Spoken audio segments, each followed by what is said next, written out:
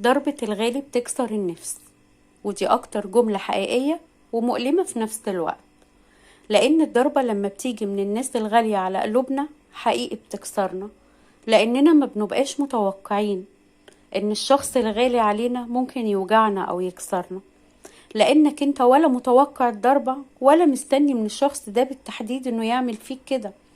بتبقى مدي الأمان وحاسس إنك متعامل مع نفسك، حاسس إنك بتتعامل مع روحك اللي مستحيل تأذيك. وهنا وجع الضربة بيبقى الوجع فيها أضعاف لو كانت الضربة دي جاتلك من حد غريب، لأن الغريب ما بتبقاش عشمان فيه، الغريب ممكن تتوقع منه أي حاجة لأنه غريب، ببساطة غريب.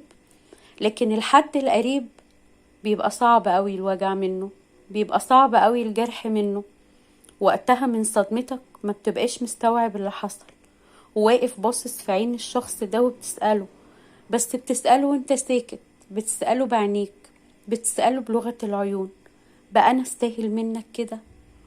وقتها بتفوق من الصدمة على وجع، زي بالظبط اللي عامل عملية ومفعول البنج راح، وجعه بيبقى كبير قوي ومفيش أي مسكنات بتقدر تسكن الوجع. لو عجبكم الفيديو ما تنسونيش في اللايك والشير والسبسكرايب للقناة، واللي أول مرة يشوفنا يشترك في القناة ويفعل زر الجرس علشان يوصلكم كل جديد. واستنوني في فيديو جديد في حكاوينا مع تومة.